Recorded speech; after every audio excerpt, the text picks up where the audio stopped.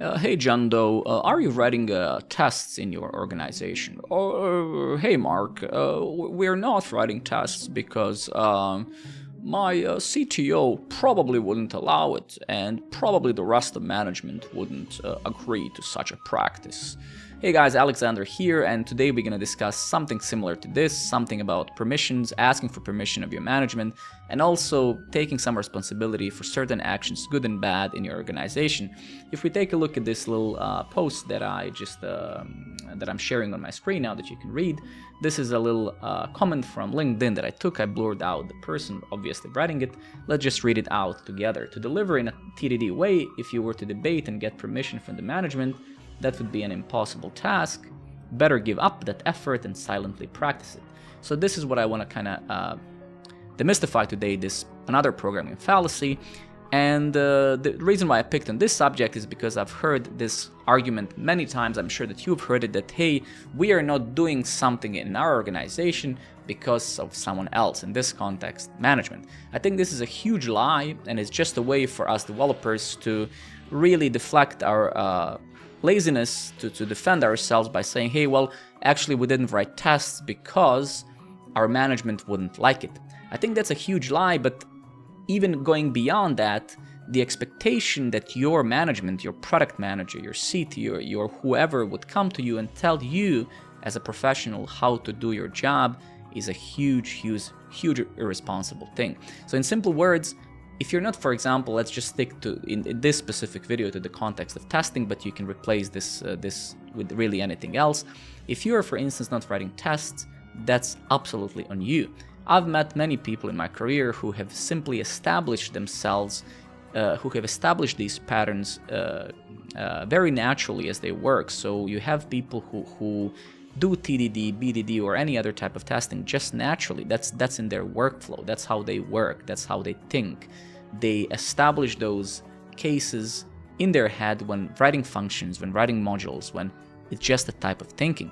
So if you're not doing this type of stuff, the chances are that 99.9% you're just not used to it. Your team is not used to it.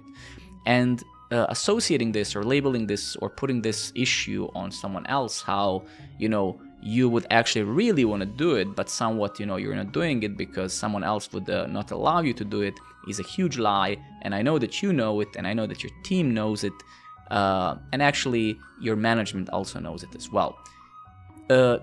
Let's just imagine that you actually did in fact go to your CTO, your team lead, your whoever your manager is, and you said, hey John Doe, we want to actually start writing tests.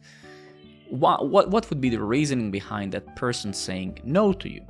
Because when you do such a thing, you have to first understand the position of your manager. Your manager, whoever that manager is responsible for results. Most managerial positions are really about results. It's about uplifting people. It's about telling them what to do, not how to do it, of course. Trying to get the best out of them, and of course to get the best results. If you ever want to go to your manager and say, I want to do X, Y, Z, what's in their brain instantly is like, how long time is it going to take? Oh, does this mean that this project that we are already behind on, does it mean that we're going to even be behind more? Does it mean that we now have to decrease the scope of the current things or give you more time for tech debt, etc., etc., etc.?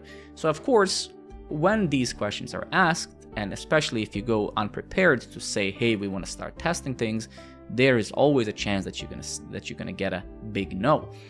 So that is of course the reason to never do that, and the solution to this problem is that you simply proactively, not reactively, autonomously say, oh, hey, I'm gonna actually start, let's say, writing tests in my team, and I'm gonna lead by example. So I'm gonna sit for 2 hours either during work hours or in the evening. I'm gonna set up a testing suite. Let's say we're talking about web development, you're gonna set up Jest or whatever, it doesn't really matter. You're gonna figure some things out, you maybe gonna mock something, you're gonna set up some intercept or whatever, and then you're gonna write the first tests. Now, you're gonna go to your team, completely not forcibly, just very relaxed and say, hey guys, I set up the testing suite, I'm gonna from now on be writing tests. If you guys want to as well, you can do that. And trust me, in 95% of cases, people would just follow up. They would be actually very happy, because not to mention that today we have generative AI, we have large language models, you have ChatGPT, Bard. You can literally pass, let's say if you're talking about unit testing, you can literally paste a single function in there and say generate 20 tests for this function. And it generally, in most cases, will generate tests which instantly work out of the box. But as you can see, the responsibility here is on you. It's not responsibility, your responsibility isn't to almost go to your CTO or your tech lead, team lead, and ask for permission almost for the sake of even inviting yourself a failure. You have your role, and your role is to write code and to build software in the best possible way. That's what you're paid for. You don't have to ask for permission to do that.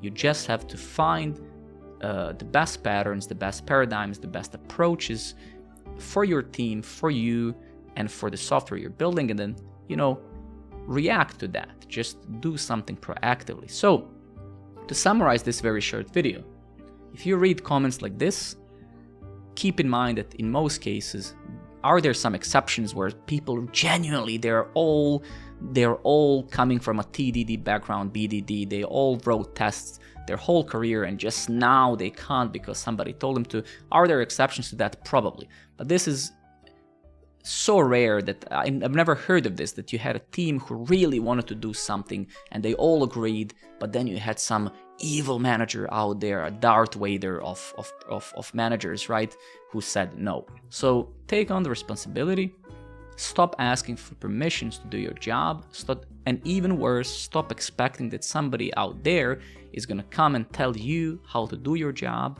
how to improve your process and stuff like that. If you want to write tests, if you want to refactor code, if you want to do really anything in relation to this, you have to take the responsibility and you have to lead by example. You don't have to be a team lead, you don't have to be a tech lead. As I always say, when I hire people, and for me, the best people that I love working with are people who take action, who just do things, who put their money where their mouth is.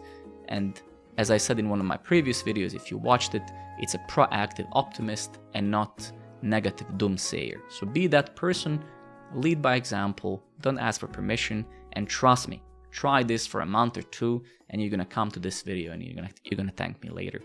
That's all for this video, guys. Thank you very much for watching. Also, if you haven't watched my video called Influencer Driven Development Programming Propaganda, you can find it here on YouTube. Watch it out as well. It's a very interesting one as well. I wish you best, and Alex out. Have a great one. Cheers. Bye-bye.